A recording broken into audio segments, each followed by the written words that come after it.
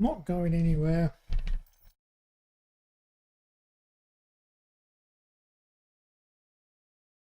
Okay, what have we been doing today?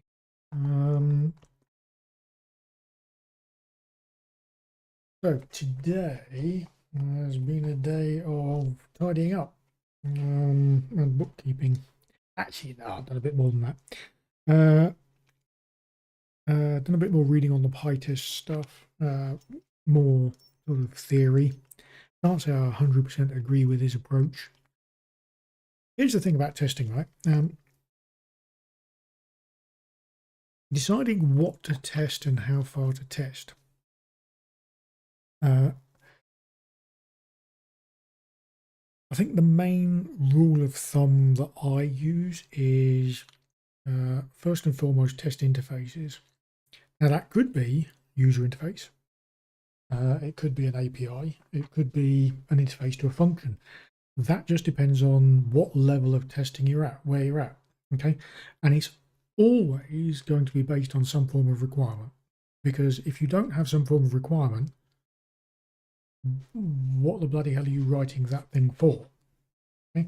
Now that requirement, and this is another bugbear of mine, that requirement, if you imagine your requirements as a sort of funnel, you can end up with very vague requirements. If I'm writing a script for my own personal use, then the requirements are in my head. They're very vague. I very seldom write them down. But I've got a decent idea of what I want to achieve. Okay, and the same thing applies when you're writing code to a formal spec. Some parts of your code will they'll have a very formal spec for what you're to supply, but internally, within say a module, that the module interface might have a formal specification or a formal set of requirements, but what you do inside it may not. So the question then is, well, what about all of the methods and functions and the internal bits? Well, they've still got requirements of a sort, and it becomes a judgment call whether or not you treat those formally or informally. Most of the time, I think it's reasonable to treat the internal parts, in other words, the bits that no client is ever going to see, and by client I mean user of that thing, function, module, whatever. If the user of that thing is never going to see the inside of it, then you don't need to worry about a formal set of requirements. Do you need to therefore, or can you therefore skip testing it? Well, yes and no. You might decide I'm not going to write an individual test for that particular function because it is trivial, or adding a test would simply add an overhead into the test suite. However, you should write some form of test that at least code paths through that function. So one of the user interface tests, the module test or whatever, as I say, the interface to whatever it is you're testing, one of those tests should at least exercise the internal code.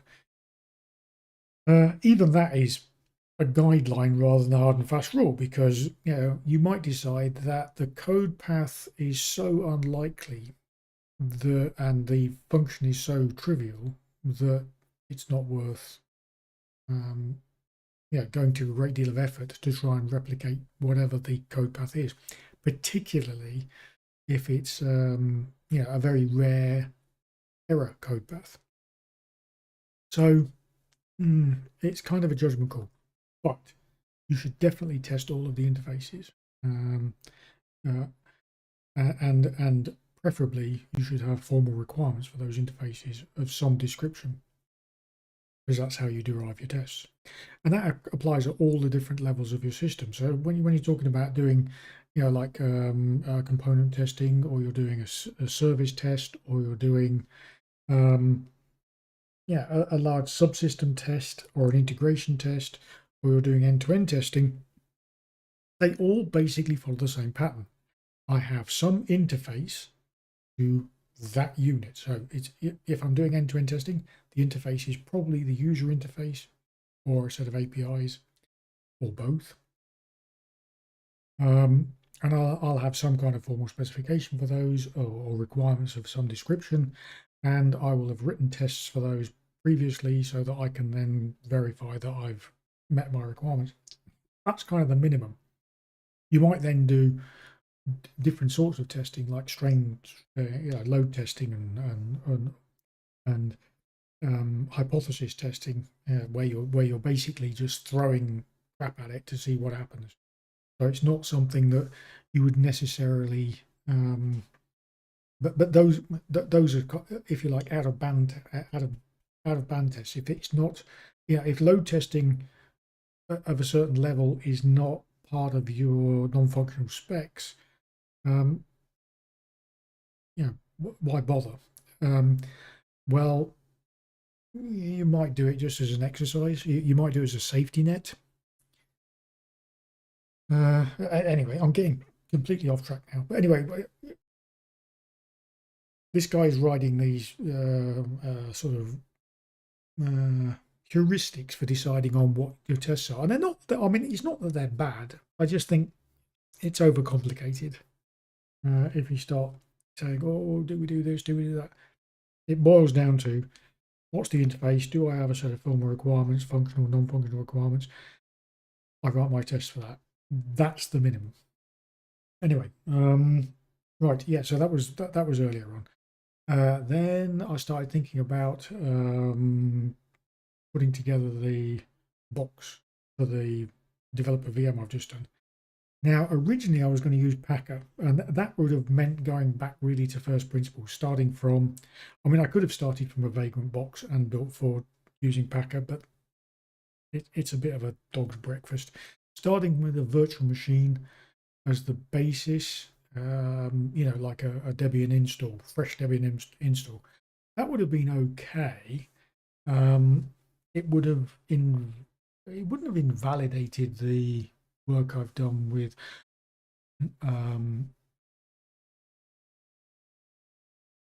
actually, probably the best way of doing it would have been to have several builders or several builds within the Packer.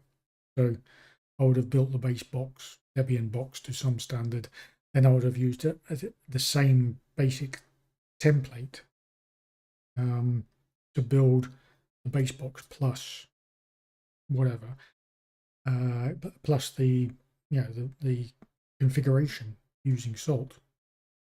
Then I could have gone back to the Vagrant file and used the base box I just built, not the one with all the Salt stuff, the core base box. That way my Vagrant would have matched with what I was doing with Packer. Yeah, but that would have been overcomplicated for what I've got now. The simple solution, I mean, it was good to look at Packer. I've used Packer many years ago with the JSON format. I just thought, out of interest, I'd look at the HCL format, and yeah, okay, fine. I might have a play with it, and looking at the Debian base box I'm using at the moment, and see, and try and replicate that using a Packer file. It's just as a fun exercise. For now, though, the simple way of doing it is to run the Vagrant up, let it provision it, and then do a Vagrant package to produce a new base box for it.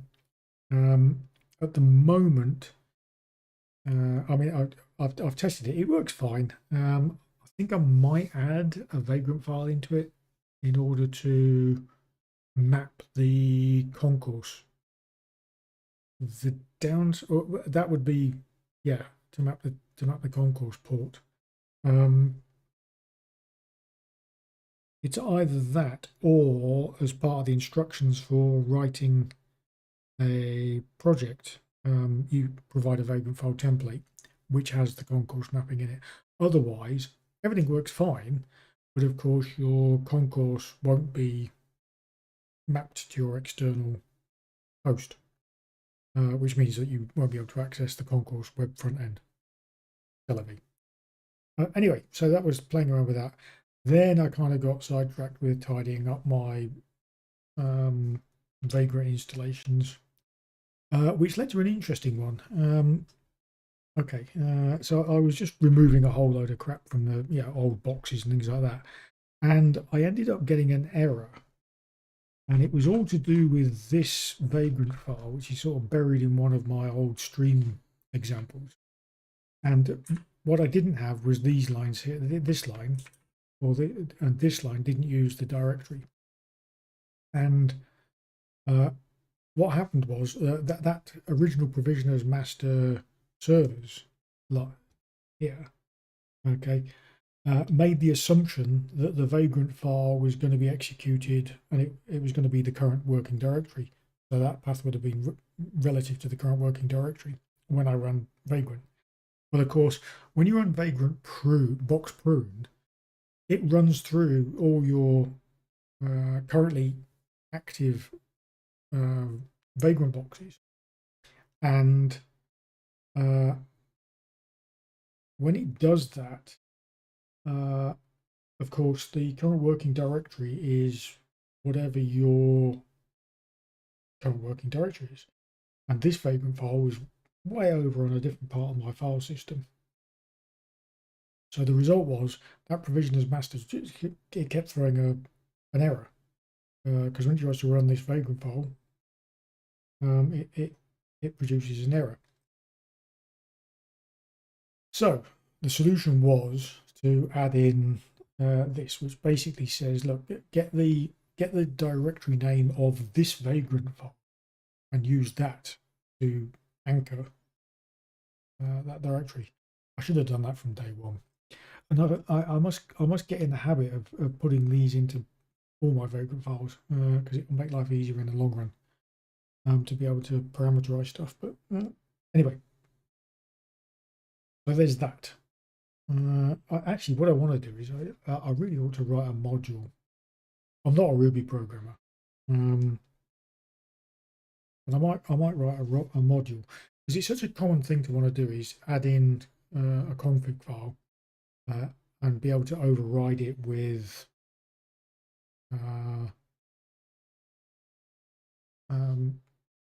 values from, for example, environment variable. But rather than reproduce it every time, if I wrote a module, I'd just be able to require it, and that might be a good way to go. Anyway, I'm starting to blather. Right, so that's it. That was today. Not especially productive, but informative.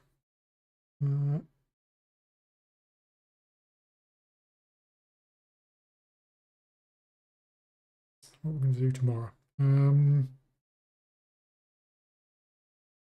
Yeah, I think tomorrow I'll start working on actually working on Gitya, which I'll be getting around to gradually. Okay, all right, I'm going to call it a day.